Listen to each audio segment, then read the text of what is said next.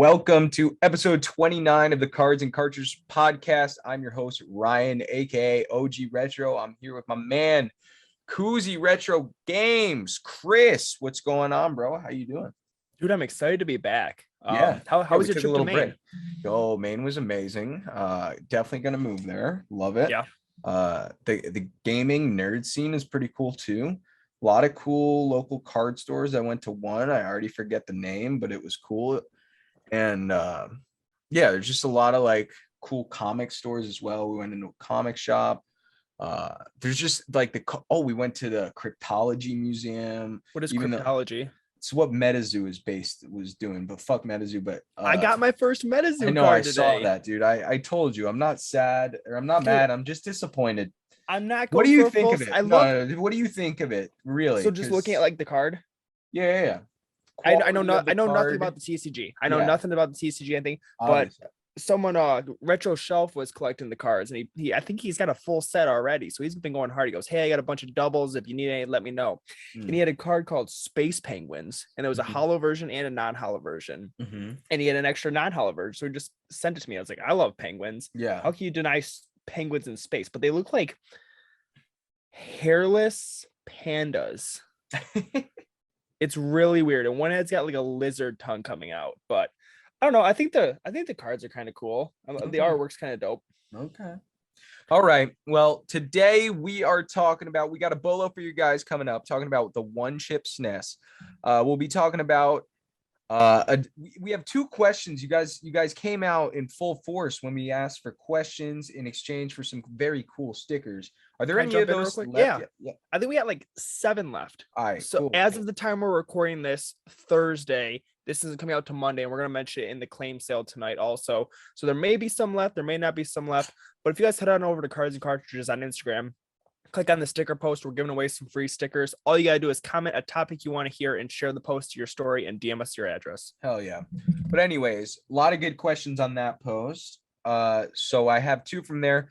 One from Sega Select. We're going to be talking about why it's important to quote unquote stay in the know or up to date when talking about current gaming and TCG information. And then Johnny in 32 asked a pretty cool question, and that is, if you could go to a different country, what regional variant item would you want that isn't found in the US commonly? And I'm going to take that and expand on it too. We're going to talk about just like there are a lot of cool countries when it comes to gaming and like collecting games. And I think we're gonna say like, what country would you visit in terms of like a video game specific trip? Koozie's going to be taking us through how we process large pickups, and I obviously have some input on that as well. And lastly, rounding it out with a topic for the entire family: violent video games and their influence on children, and what we think about that, if it's a thing, when it's a thing, how it affects them. We'll see, and we want to hear your guys' opinion on that as well. Koozie, the bolo, my friend, one chip SNES. What on earth does that mean for the viewers? Yeah, so if you guys don't know, so Super Nintendo's the easiest way to know that you might have one. It's most commonly in the flip it upside down. Tell them what. Do you know what one chip does though? It's a higher video quality. There you go. So and not only is it slightly higher video quality, but it natively outputs RGB. So without any modifications, you can use RGB out of the Super Nintendo with a one chip SNES. Wow. Yep. Yeah, so the serial number on the bottom will start with UN1, UN2, or UN3. If your starts with a UN3, you have a really good chance of having a one-chip Super Nintendo. Yeah. All you got to do is take off the shell, and peeking at you on the board, it will say one chip. It'll be like in silver writing on the green board. So just to give you some comparisons, loose system-only one chips are going for like $150 on eBay. That's pretty incredible. According to what you made, and it's $80 bucks. So with just a normal one with cords and a controller. And I'll be 100% honest with you, they're worth it. Like if you're not into it for the reselling, you're into it for the quality of like original hardware. That's what I use on my PVM is a one chip SNES with the retro HD Retrovision cables. It's a lovely solution. Like it looks insane. It looks so good, and it doesn't get better. It's original hardware. It was made in the 80s, and it blows my mind. Well, besides the cable, that's made now, but whatever. Yeah, if you Google just like quick Google search like one chip versus non-one chip, like picture quality, Yeah, it will you show can you see like it. just side by side. It's a dramatic difference. And just again, the RGB, if you're using SNES with composite compare or S video, and then the jump to RGB is, if you have a TV that supports it, component RGB is just incredible. So definitely keep an eye out for those, and double. It's as simple as look at the serial number and then opening it up real quick, but you're doubling your money. Yeah, or double your video quality. Yeah, so check that out. Good bolo there, Chris. Thank you. First question, we got so this question topic, I guess. This was on our sticker post. This is from our boy Sega Select. Let's hear a discussion on the importance of staying in the know or up to date on current gaming or TCG information. I guess I'll start, dude. For us, we're people that sell this stuff. We're people that talk about this stuff on podcasts. We're people that this is our passion, I guess. So I think in some ways it's important, right? Like it's just important because like you want to be knowledgeable about what you're selling, I guess. And especially like TCG, I almost want to say like it matters more regarding TCGs, because not only is the market for TCGs like way more volatile, and just like I feel like it's way more volatile in video games, but there's also so many new cards coming in all the time that like to stay up to date is like, I guess it's kind of important just so you don't miss anything either if you're into it. I was gonna say something along the lines of TCG, and it's especially relevant like nowadays because I see more sets doing it, is like noticing an alternate art on a card, because it's gonna be worth so much money than That's a good point. art. That's a really good point. And like those like Pokemon is doing, like we are in the golden era for modern art of Pokemon. It is absolutely incredible with some of these alternate arts. You're looking like some of these, the artists are just killing it. The Evolving Skies alternate arts were so wild. I didn't pull any 60 packs deep. RIP. We won't talk about that though. Pokemon Casino took you for a ride. Oh, it absolutely did. But anyways, we're not talking about it. It's all good. All fine. All fun and dandy. Lost my train of thought. I started thinking about all the Pokemon cards I didn't pull.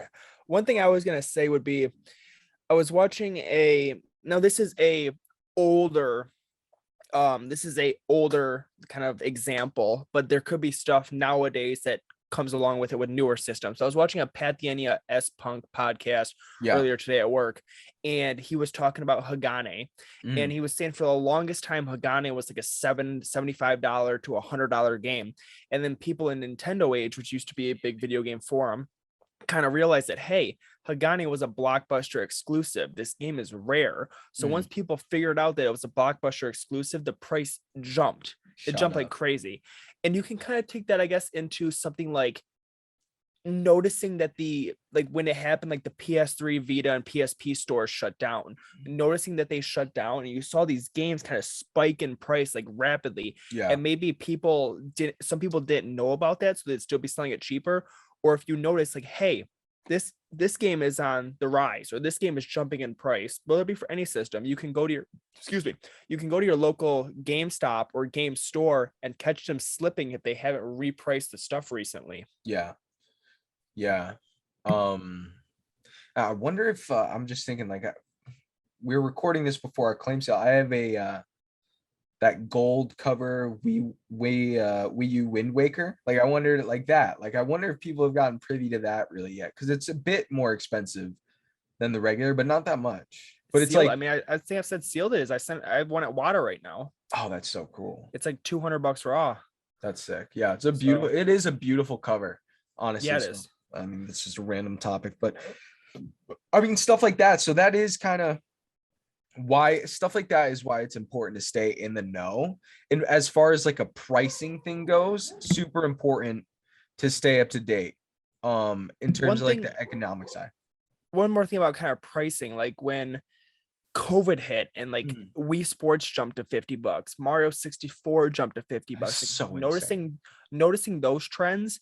And it's like, I will find these games 10 plus times a year. So I sold my personal Mario 64. I sold my personal, and my dogs are going ballistic. I'm sorry. Okay. Bro, you can't hear it that much. I sold my personal Mario 64. I sold my personal Animal Crossing on GameCube. I sold my personal Wii Sports just because I knew the prices were at all-time highs for those games, and I knew I'd find them again relatively soon. Yeah, no, and that's smart. And you know, I should have done that too. I didn't quite do that. I sold a couple of things. I sold a lot of Pokemon cards during the COVID boom, but yeah, so staying up to date in terms of pricing is important, and staying up to date in terms of just information, I think, is just good for like your enjoyment of the hobby almost. Like that's how I'll about put it. Like when like there was a PlayStation Direct or PlayStation whatever they call it happened today. Like watching those and being up to date on the stuff. Yeah, and also like knowing like when a new Pokemon set is dropping, like Pokemon ETBs dropped there, even though it's a shit show. But like knowing, like if you were privy to it, like you could have found out that GameStop was opening pre-orders up. It was pretty easy to pre-order through GameStop a couple weeks back. Yeah. So like knowing stuff like that, so you'll get celebrations on release. Like, I don't know, that's cool. Like I'm excited to participate in that as someone that enjoys the hobby, and I did that by knowing up-to-date information. So if that is like a direct way to answer that question.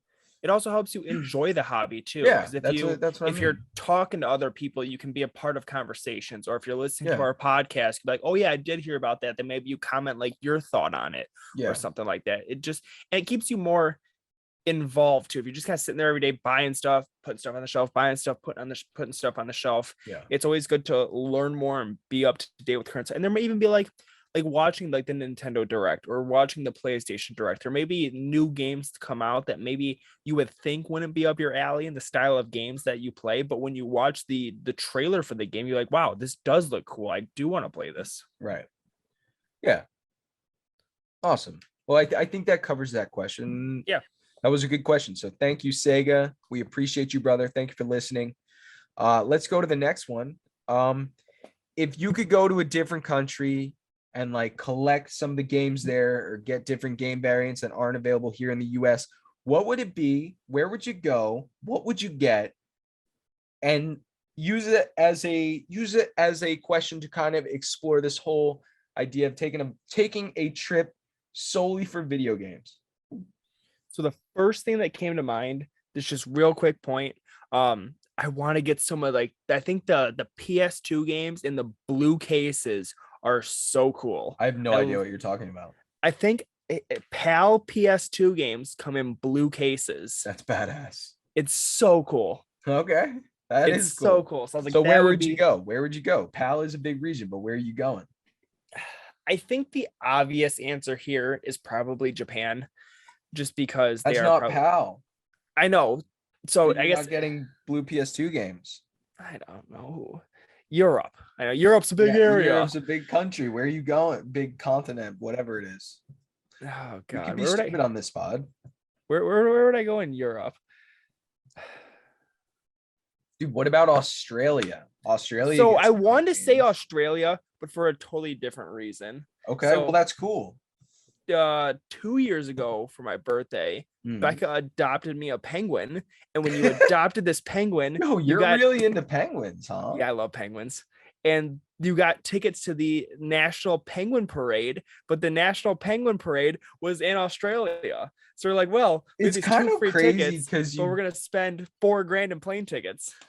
It's kind of crazy because you don't think like penguins would be in Australia. No. I wouldn't think penguins would be in Australia. I had to Google it when I saw that, but they had like the Wait, did you get to name your penguin? Yeah. What'd you name it? It came with a name. What is his name? I forget. It was 2 years ago. It's sitting up. The card is like the card is sitting upstairs on my desk though, with a picture of the penguin. It was kind of an ugly penguin, not gonna lie. It had some weird spots. Fair enough. But it was a good cool gift. So Australia would be cool. Yeah. I guess for video game stuff though, I think blue PS2 cases aside, I think Japan is the obvious answer. Yeah, Japan is the obvious answer. I have something I want specifically, but so you want the blue PS2 cases? I gotta look those up. That sounds cool. Yeah. For me, I would go to Japan. Number one, sushi. Okay. Do you like sushi? Not really. Oh my God. Of course you don't. What kind of food do you like? I'm not a picky eater at all. I just don't like seafood. I'll eat like the kids fish and chips from like Big Boy, I don't but even, like that was like, that's like I don't, fried cod and French fries. I know what fish and chips is. What's Big Boy? I'm a big boy, You but don't know what's what Big Boy is? No, Big Boy's just you know what ram's horn is? no.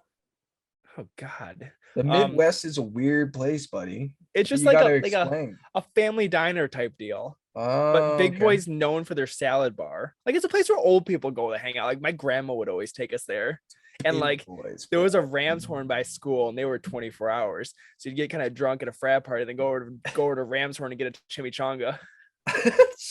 Bro, the Midwest is just such a, you guys lived a different life, man. You guys lived a different life, and that's cool. It's just so crazy. You went to places called Big Boys and Ramshorn. Yeah. That's fucking, that in itself is just wild. That's so cool. Oh, Ramshorn and Big Boys. All right. Anyways, I would go to Japan because of sushi, because sushi's dang. Love sushi. Then obviously the video games, skiing, support of Japan. I want to go skiing there. Some of the apparently the best powder in existence. Incredible. Also, if my brother was with me, Japan has some incredible bass fishing. We'd go bass fishing, so that'd be cool. And then the item I would be taking back with me, something the US never got, it's a CRT and Super Famicom combo. So my next question to you was gonna be kind of spiraling off this. What accessory do you want most in your collection? And I was gonna say I want the NES TV. So like the TV with the NES I had an built in. opportunity to buy one of those and I passed. And I kind of regret it. $800, and it was kind of expensive at the time, but I feel like it's worth even more now. But the Super Famicom CRT TV from Japan is super clean. There's a 14-inch and 20-inch version. If I could, I'd get the 20, I guess, just ball out. But that's what it'd be. And I would somehow get it back to the US or just start living in Japan. God, how do you have interest to go to Japan? 100%. I'm definitely gonna go to Japan. Yeah. Like, I guess after I'm married and moved into a new house, like maybe that'll be the first vacation is Japan, because I want to go so bad. That's like top of the list. Do you know any Japanese? No, it's zero Japanese. Zero Japanese. What's your favorite sushi? Itadakimasu, which is like, I'm pretty sure that means enjoy the meal, although that could be Korean too. I could be being super ignorant right now. What's your favorite sushi? Favorite sushi is like a fatty tuna roll, like a toro. Yeah. Or like a uni, which is eel. Very good. Becca's big into sushi. Like if we were to go anywhere for dinner, she would choose like a sushi place, and she's always, you gotta try sushi. She's got me to like country music. She's got me to like other things. That was bad. She shouldn't have done that. You were better off not liking country music. So her thing right now is, I'm gonna get you to like sushi. Yeah, and I like that. I support it. I think I can do a California roll. That's not basic. Even yeah. I just I like the rice. Yeah. I mean, try like, I'd imagine it's pretty hard to not like a spicy tuna roll. Yeah. Do you like spicy stuff? Yeah, I mean, not crazy spicy. Yeah, it's not that crazy. I think like a spicy tuna roll, it kind of, I don't like it that much because it's not like fish enough for me. But like someone that's what I don't like. Like I don't like crab. I can't really do shrimp. Yeah, but that sushi's trash anyway. If you're doing real sushi, like nice tuna or a nice piece of salmon or a nice piece of eel, nice piece of octopus, if you're real adventurous, but the shrimp and the crab, fuck that shit. Not that good. Yeah, I can't. There's you don't know what Meijer is either. It's a Midwest Meijer's grocery store. And I only know that because I know people who get games and cards from there. Yeah, so they have Meyer in Michigan. I think it originated in Michigan. Mhm. But they have every time I walk in there, they have a sign at the front door for like sushi, and Nah, they you don't want have to get it like. there. But here's what I'm going with it. They have, I think it's like a California roll, so obviously rice on the outside, Mhm. but then the rice is like rolled in flaming hot Cheeto dust. No, I would never eat that. That is Yeah, the first wild. sushi I had was like grocery store sushi, and I think it just put a bad like taste Oh in my mouth. God, Kuzi, you're gonna come here to New York, New Jersey. We're gonna eat some actual food. I feel like you've never actually eaten food in your life. Like I you've like never actually had. chimichangas from a 24-hour diner. That's fine, dude. I bet they're fine. I bet they're fine. I'm gonna show you the world, like the little fucking mermaid. Okay. Okay. We spiraled so far off the It question. doesn't matter because I've realized you've never actually eaten a piece And of this goes into Volume XO's question on the sticker thing. Let's talk about all the uncultured things Kuzi's experienced in life. clearly everything. He's never actually eaten a piece of food. I love food. I guess going back to the question, I don't know how many like I'm not as knowledgeable as on like different things. I guess for gaming wise, I would Yeah. prefer to have just North American games. Obviously, they're in English. It's what I collect. I can understand them.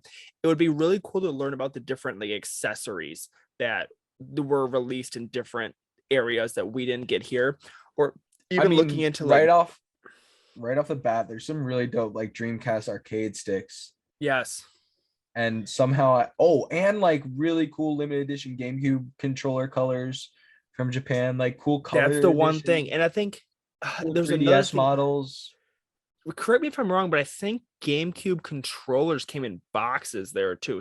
Yeah, Some they type come of in controllers boxes. came in Boxes. boxes over there. Yeah, all of them. Yeah, even N64 controllers came in cardboard.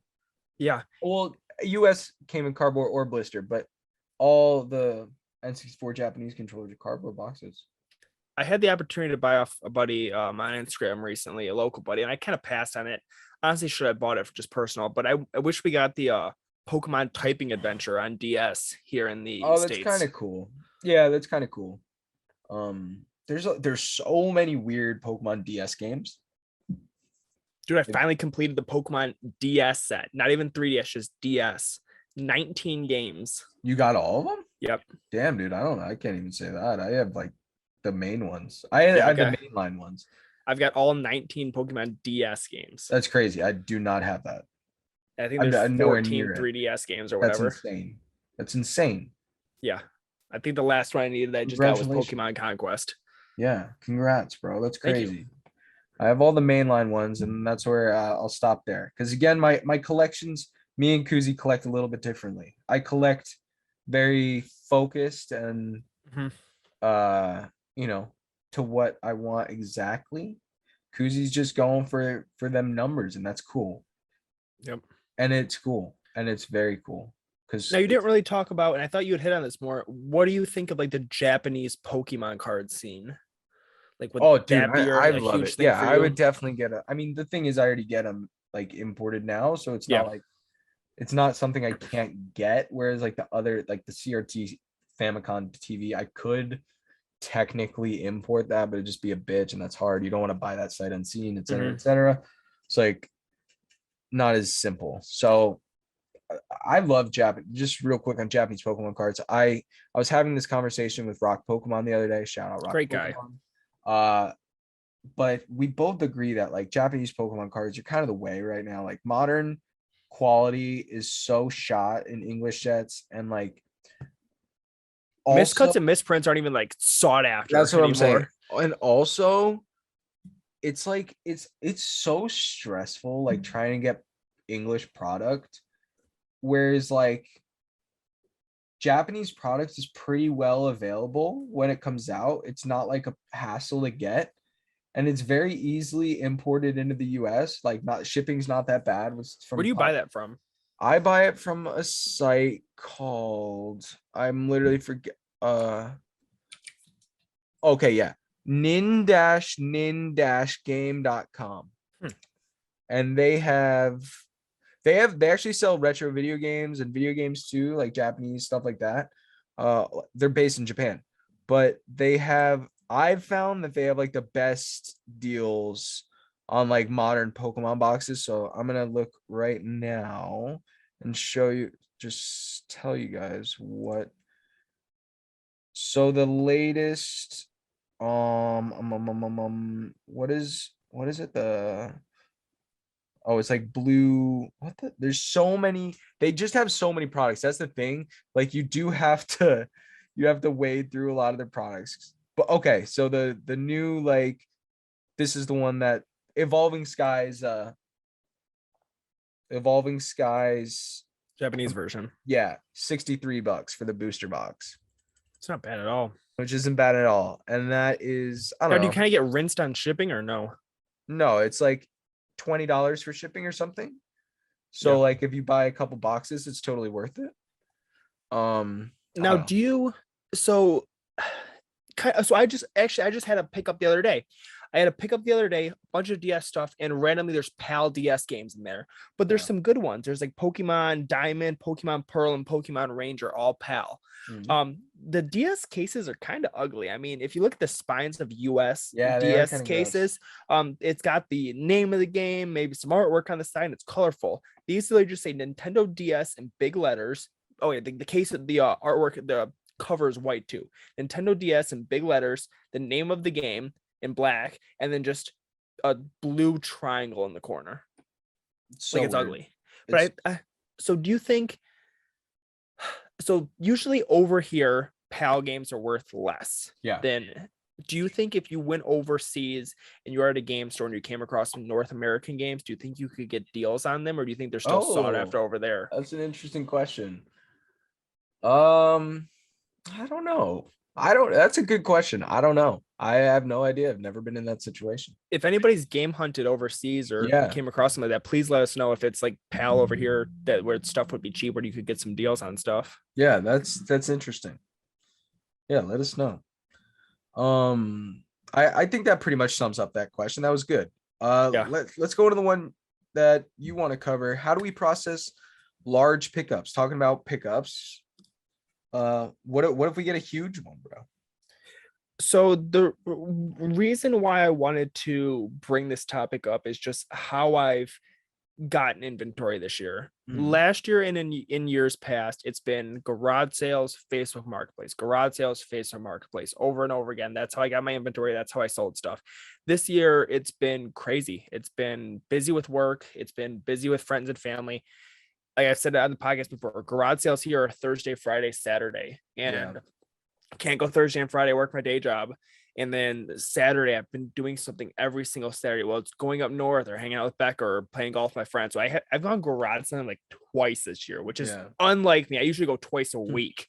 So the way I've been collecting this year is buying kind of collections or large amounts off people. And obviously my margins are a lot less on those, but I'm still getting inventory and making money. But it can be, do you get stressed out at all having large amounts of inventory or getting a lot of things in at once? And how do you handle that? No, I like buying in bulk. I feel like we've talked about it before. Like that's how we built a lot of our collections. And like I was telling you right before the podcast, like I just bought a huge Topps Pokemon card lot, and like it's gonna be amazing because I'm gonna be able to add like an incredible piece of a collection I've been missing for basically nothing. And like the only work I'm gonna have to do, like I'm gonna have to kind of sort cards, although they're all sorted. They're really nice in a binder already. I'm gonna have to sell cards maybe in singles, but I already have plans to sell like a whole series though. So it's just like I think it's just kind of like a planning thing too. Like I think that's really what it is. Going into like big lot purchases, like depending on like if you know, like it's like a no-brainer, like fucking Nintendo 64 games for yard sale price, like dollar game.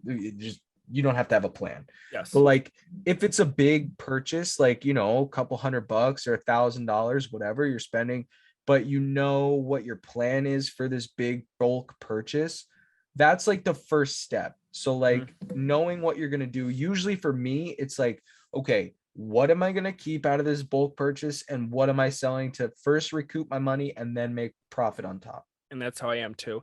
And this is just like such a different way of selling and collecting for me, because like I said, in years past, I've been garage sales on Facebook Marketplace, so my margins are pennies on the dollar. Yeah. But now it's like I get this lot and say I spend $700 on it or whatever.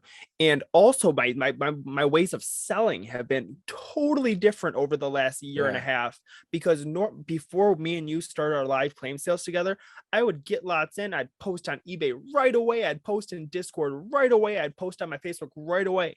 Now I'm kind of getting stuff in, cleaning, testing, putting away what I want for my collection, and then putting the rest of the stuff on a shelf. Yeah. So I think it stresses me out a little bit just having a lot of stuff sitting on a shelf, because I'm saving all the stuff for Thursday nights to give you guys inventory. Yeah, I think that's a little stressful. What I've just realized too is take advantage of local game stores trade-ins if you can. And I've been doing that, and you just found that out. I pretty much just found that out. I just found out that my local game store will pretty much take anything, like pretty much anything.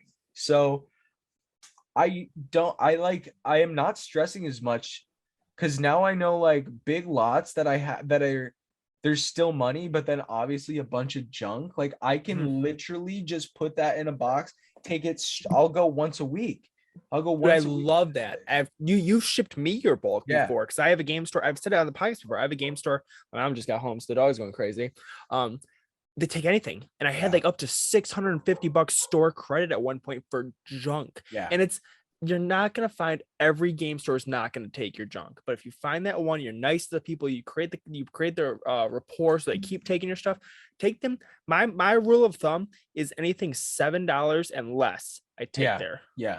Yeah, and that's exactly what I brought to them this time. And I probably brought like, I don't know, maybe 50 games, but I think it was closer to like 35 to 40. And I got $100 for credit, and I spent it on a sealed copy of limited edition collector's copy of World at War, one of your favorite games, one of our favorite games for childhood, bro. Sealed limited collector's edition. They had it listed at $80. Crazy. So number one, I caught them slipping. I bet you they just looked up like the normal World at War, and that's probably what it goes for, or something like that. Or they just priced it at retail. That's what it cost at retail. That was literally the price 11 years ago. $80 for the new for a limited collector's edition. So I don't know, but anyways, that copy's already on its way to VGA. We can talk about that next podcast. I literally have my first. I'll talk about it. But he took the SAT. I did take the SAT, the VGA SAT. Fuck that shit, man. They really got to figure it out. It's so bad. But the game is on its way, so that's pretty cool. Hopefully turn my junk games into, a really, really cool graded sealed World at War. Yeah. Which is, and that's like, I had up to $650 store credit, and that's just from going garages. I would hate junk before, because we had a local game chain called Disc Replay, or it's called this is kind of a chain too, but it's called like Media Revive. I don't know, something like that.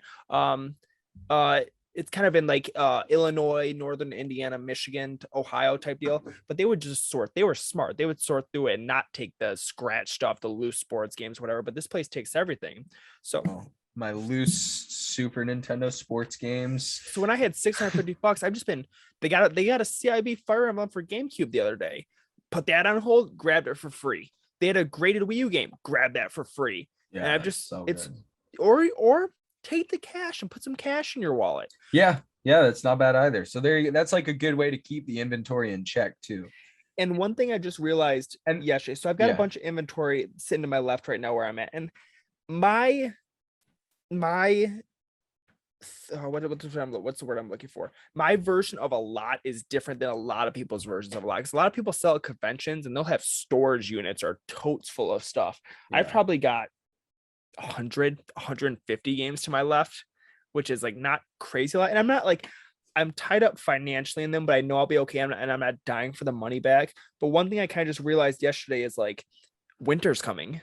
So if you live in an area where there's snow, garage sales stop, local pickups are less because people don't want to go out for stuff or dig around when there's snow in their garage or their shed. So it's like winter's coming. So Jesus Christ, what's going on? The pickups are going to slow down. I'm going to need inventory to sustain me through the winter. Yeah, it's like hibernation, bro. We're like squirrels. We need that pickup nut, bro. Pickup nut. Yeah, okay. You stick with your pickup nut. I'll stick with sleeping through the winter. I'm just saying, dude. All right. Last topic on the docket. Violent video games and their influence on children. Do you even think it's a thing? What should we be worried about, Chris? What's going on here? So I feel like every podcast, every duo's got to talk about this at some point. Okay. And did your parents ever not want you playing violent video games as a kid? Oh yeah. So I can play. I was the first child, so this has an effect on it. I was number one, and they did not let me play rated M games until I was like, I think I was in 7th grade when I got God of War 2. That was my first rated M game. Are Call of Duty's rated M? Yeah. Yeah. I think so. But they didn't, so I waited a while to play like crazy shit. Yeah, my parents were, I can't even remember if my parents ever and I kind of think it's a rated M game. I think maybe I got a Call of Duty when I was older for Christmas. And Call of Duty is one of the more like tame ones, I guess you could say. I mean, you're still shooting people at war. I don't know. I don't think it's tame, dude. The campaigns are brutal. I've never played the campaign, so I wouldn't know that. Serious and like very dark themes. It's like, all right, but it's tame compared to going to the strip club and then shooting hookers in GTA. I'd say they're both. Dude, I might even go out on a limb here and say Call of Duty might be worse, and here's why. Grand Theft Auto is, what you're saying is true. You can go to strip clubs and shoot hookers and whatever, but like it is so ridiculous, so over the top, so like so clearly in a world of like, this is fantasy. Yeah, it's nonfiction, but fantasy because it's like so crazy. Yeah. Whereas like Call of Duty being put in like a specific story talking about like killing terrorists or terrorists backstabbing you and killing your partner, and like there's like real cinematic scenes like where you like see like really fucked up shit. Like in a way, like that story is almost like such a graphic story, like where like GTA is like, for me just remembering this as a kid, like my memories of GTA as a kid are what you're saying, like just doing stupid shit like that, like running people over, like my memories of Call of Duty 4 campaign was fucking gnarly. And like, so I think in a way it's like, I don't know, Call of Duty is pretty gnarly, like, and so I don't know, I played God of War, that campaign was gnarly too. And there was just like graphic or what, all of that graphic, and then also like just intense themes, like I don't know, like it's just intense, like for any like young kid to like have all this stuff, like it's just a lot for a young mind. I think, I'm not a psychologist, but like I don't know, and that's always been like the argument in psychology classes or online forums and stuff like that, and that's why I want to talk about like are you going to allow your kids to play these violent games? Yeah, so like that's the thing. I think I think it was like a good age, like when I discovered the shit. Like what age was it? I guess it was like, I think I played the Call of Duty when I was in like, like when did like high school? No, earlier than that, like 5th, 6th grade. So I was probably like 12, honestly. So maybe it was a little young, but like I knew I was like, I think with it enough. Like I wouldn't expose like a 7-year-old to Call of Duty. No, that's too much. But like I was 12. Like I was like I would consider myself like a young kid, like young man or whatever. Like I've got a brother who's 13. I think he's been playing Call of Duty on and off just on the PS3, but I think he just plays multiplayer, which is less violent and gory. I think the multiplayer campaign is like a lot easier to to justify two. I think the campaign is gnarly. Like I just do. Not to say it's bad. Like I think you can learn a lot from it as a kid, but like I don't know. I think my kids, when I have them, are just I'll introduce them to Nintendo shit first. And that's how I got into gaming too. Is like I started playing Nintendo, and then like eventually I got a PS2, started playing something cool, like gnarlier games, like I don't know, God of War, Metal Gear, or all that stuff. I think I'm in the same boat as you. I mean, my parents kind of shielded me. They didn't want me playing this stuff. Like I've said it before, like didn't want me playing zombies. Yeah. Like as I'd have to be at my buddy's house playing it, or even just like Grand Theft Auto was like totally out of the question. Yeah. But I think you're right. Maybe like late middle school, high school. And who knows? I mean, who knows what games are gonna look like when we have kids? I mean, that's the thing. You start throwing in like this this like level of gore and violence and all that stuff. And you throw it in VR, bro. That's a thing. If I was totally different ball game, I think. Yeah. Where really maybe you're like actually like, I mean, they had like the Wii Zapper, or they had like the PlayStation 3 I mean, they had the gun Super Scope for like the NES Zapper. For like Battlefield. Like those are the little plastic things. But you think once this stuff matures and VR happens, you might be walking around with something like the Max rifle for Super Nintendo, like actually like training with this shit. Yeah. It's very interesting. I don't know about it. I agree. It could get weird. And I think VR really makes VR VR takes what's clearly not real. Like when we had it, video games like this screen behind me, clearly not real. VR, literally, it's in its name. Virtual reality takes that and creates this reality, that's something that's almost real. And like bridging that gap for a young kid may not be a good thing. No. Why do you think VR hasn't taken off yet? I wouldn't say it hasn't taken off, because I think how many of your buddies do you know play VR games? A couple. And even like the collector community on Instagram, how many people like play VR games? Well, to be fair, I don't think you see it as much as, like, I don't think it's shared as much. I don't know. Like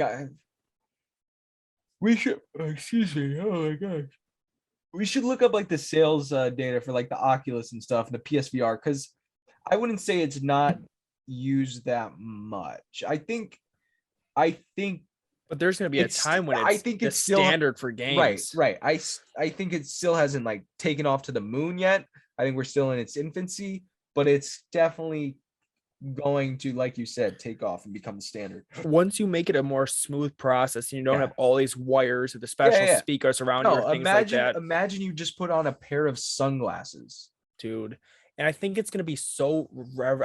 Hopefully we're still doing the podcast at the time when this takes off, because it's going to be so interesting to talk about it. And just like not only our video games, our daily lives are going to change forever. Oh my God. Imagine hopping in like a Zoom. So we're in the pandemic right now. The norm for jobs, it's been Zoom meetings. Imagine throwing on a pair of sunglasses and you're in a boardroom with people and you're actually having like a quote unquote in-person meeting, but you're sitting on your kitchen table at home. Exactly. Insane, dude. And we're not that far off. I mean, technically that's already completely possible. It's just, like you said, not adopted yet until we get like a very easy way to do it. It's wild, man. And I fucked with the PlayStation VR for a while, and it's really cool. Like it is really cool. And the PSVR is honestly very clunky. Like in like I played it once. Today's standards. Yeah. But what's my off-topic question of the week now? What's the invention in the future you're looking forward to the most? Invention in the future? Yeah, you're looking forward to the most. Like what do you want? Realistic or unrealistic? Whatever you want. Oh man. I think time travel, dude. All right, give me a realistic one. I was gonna say like there's like one that like obvious answer is like flying cars. I think flying cars would be badass. But then something like an Alexa fridge. So like Alexa knows you drink 3 Budweisers a night. Yeah. So when you're down to 3 Budweisers in your case of Budweiser, Alexa automatically orders you one. It that's shows smart. up the next I'm day. sure that's coming. So you have Budweiser for the next day. Yeah, that's smart. I'm sure it's coming. Already happening. Hell yeah, dude. Anything else? Is that it? We got a viewer question. Hell yeah, we have a viewer question every Wednesday, guys. Make sure you follow us on Instagram so you can be in the know of all things Cards and Cartridge podcast. Every Wednesday, we do ask our viewers if they have any questions for us they want to hear answered on the old pod. What do we got this week? So we had a ton of good ones. Thank you guys for them all. We're honestly going to bank some of these for weeks to come just because there were so many good ones. But I know you were telling me you messaged about a pickup right before the podcast started. So this kind of goes along with that. Our buddy Johnny in 32 asks, how do you get people to respond without feeling annoying on Facebook? Bro, it is a dangerous game. Yeah. My biggest thing is hound the hell out of them. If it's a good deal and it's posted, I am, hey, I'll take this. What's your address? Mark it as sold. If they read it and don't respond in 30 seconds, hey, mark this as sold. If they don't respond in 45 seconds, hey, I'm actually going to be in your area right now. What's your address? Kuzi, you're a psycho. I don't wait around. Let them walk the dog. Let them reheat their Alfredo. Like, if it's a good deal, I need, and the biggest thing, I've said it 100 times. Market is sold. I respond, hey, I'll take this. All right, it's all yours. Market is sold. Because once they mark it as sold, nobody else can message. If they mark it as pending, people can message. And you get the people who are like, it's not sold till the money's in my hand. I'm like, listen, market is sold. I guess that works, dude, because I can't say I do the same. I definitely take a way more like careful approach because I'm scared. I guess I'm scared because like I feel like if I were to do that, people would get like just be like, fuck you, get out of here. So that I just know my area and how competitive my area is. And it's like 30 seconds for this stuff getting posted, their phones are getting blown up. I've been places where it's like, I'll get something. They're like, it's yours, but I can't mark it as sold till it's like actually the cash is in my hand. And I'll zip over there and they'll be looking through the stuff in their garage and their phone will be on like the garage desk with them or and ding, ding, ding, ding, ding. Gosh. And I'm just like, holy fuck. Like, this is why I tell you to market it as sold. Because then those people are, I personally never done it, but those people are dicks. Like, hey, you listed this for 50. It's actually worth 300. And then you show up and it's like, well, Joey said it's worth 300. So I don't know what to do now. And I'm like, listen, lady, I just drove here for $50. Yeah. So I think you just, just be aggressive. And even like, you can take that as a spin on like garage sales too. You walk up to a garage sale. This is what I do. I walk up to a garage sale, look over, scan around, see if I see anything. If I see nothing, hey, by any chance, do you have any video games? And a lot of people just start shaking their head when your mouth opens to take the breath in. But I'm like, do you have any N64, Super Nintendo, Game Boy, PS2, PS1, Super Nintendo, Wii U? And it's just name stuff because you got to hit the cord. A lot of times people are like, oh yeah, I do have something inside, but I can't go get it. All right, well, can you go get it? Oh, well, it's in the basement in a box. All right, like I'll wait. I'll wait. I've told people like, hey, take me in the basement. I'll search your basement for you. Or people have been like, I can't watch it. The sale's really busy and I'm eating McDonald's French fries. I'll hold your French fries and I'll watch your sale for you. Like, go inside and get the stuff. Or I don't know if I want to sell it. Hey, bring it out. I'll make you an offer. If you don't like my offer, no harm, no foul. Oh, my kid's asleep. He sleeps till noon because he plays Call of Duty till 4 a.m. Wake your kid up. I hound the hell out of people. Dude. I could learn a thing or two from you. We could all learn a thing or two from Kuzi. That's some good shit. I love it. Yes. Hell yeah. I'm not even going to answer that question because that was better than I could do. Hound people. The worst they say is it's sold. Yeah. And then you try. There you go, man. Well, hell yeah. That was a great episode 29 of the Cards and Cartridge podcast, guys. Make sure you give us a follow, like, subscription, wherever you're listening to us on the old pods. If you can review us, a 5-star review on the Apple Pods or Spotify. Like 4.7 stars on Apple Podcast. Get that up to 5. I don't know who's rating it under 5, but do a 5, okay? It would really mean a lot. It helps us with the algorithm. Let us know if you want to hear anything else. Respond to the questions that we asked yourselves in the comments. If you didn't get a sticker yet, look out for that if there's still any left, and be on the lookout for the live claim sales every Thursday, 8 p.m. Eastern, twitch.tv/OG Retro. Kuzi, anything else, brother? Nope. I hope everybody has a great start to their week. Have a great start to your week, guys. Thank you again. Peace. See ya.